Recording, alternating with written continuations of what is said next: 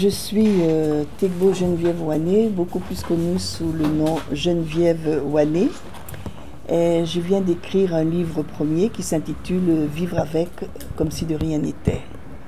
C'est mon tout premier ouvrage et j'y tiens particulièrement.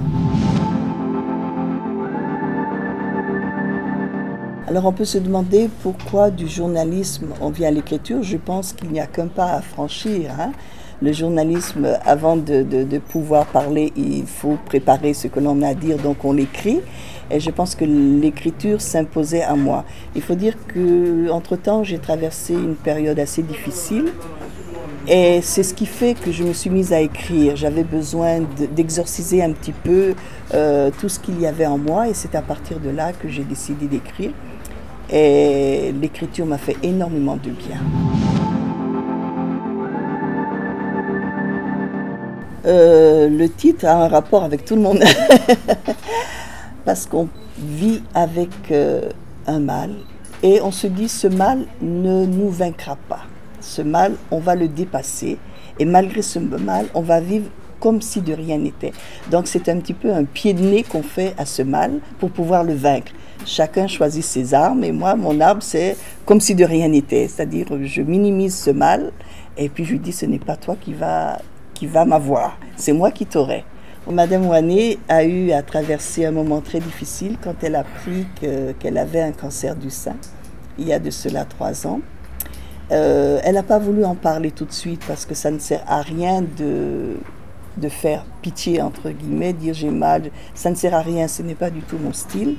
Je me suis dit que j'en parlerai une fois que j'aurai vaincu ce mal, une fois que je serai guérie, afin de pouvoir porter un message. Donc j'en ai parlé, j'ai donc réussi à finir ce livre.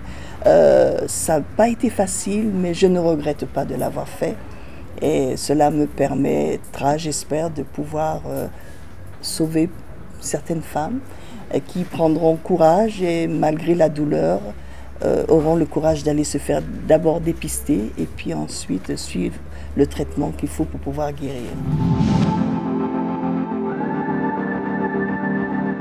Alors les difficultés que j'ai rencontrées à travers ce livre, eh bien ça a été à certains moments d'en parler parce qu'il y a eu des moments très difficiles traversés, je vous dirai au fur et à mesure pourquoi. Et j'ai fait un blocage. J'ai fait un blocage, donc arrivé à un moment, je suis restée pratiquement 3 ans sans écrire. J'ai écrit le livre et 2 ans et demi après, je ne pouvais plus. Et entre-temps, j'ai eu un problème dans ma famille. Quelqu'un a eu un AVC, un membre de ma famille, et cette personne a lutté pour s'en sortir. Je me suis dit, bon, si cette personne arrive à lutter pour pouvoir rester en vie, pourquoi moi ne pourrais-je pas traverser un petit peu toutes mes angoisses et tout? Et c'est comme ça qu'en même pas 3 mois, j'ai pu terminer ce livre que j'avais mis près de 3 ans avant de pouvoir le terminer.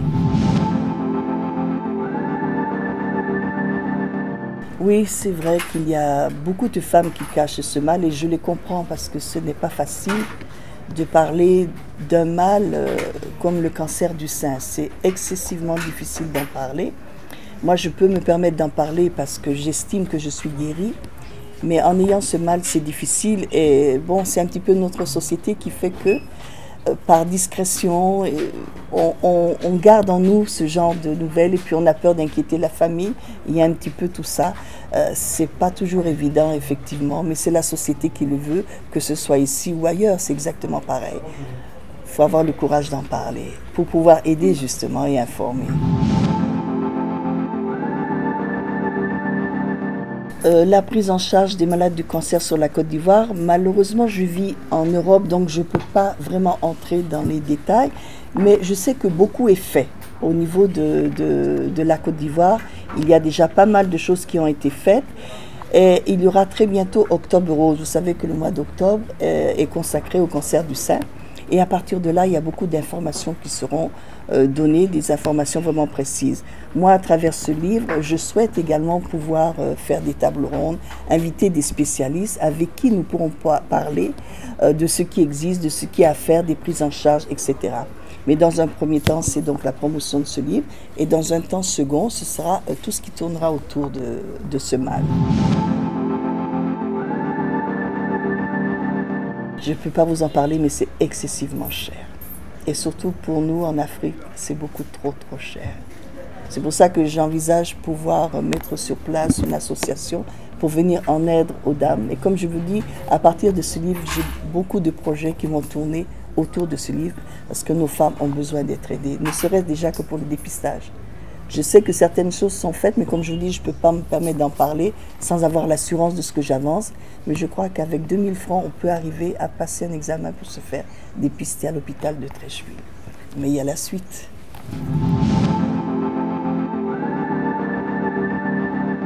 Déjà, dans un tout premier temps, c'est de se faire dépister, bien entendu, parce qu'il faut qu'on sache que 90% des femmes dépistées à temps, c'est-à-dire dès le tout début, eh bien 90% de ces femmes sont guéries. On arrive à les guérir, mais il faut que ce soit dès le départ. Et c'est d'autant plus difficile que c'est un mal qui est silencieux. Dès qu'on se rend compte qu'on est souffrant, c'est déjà tard.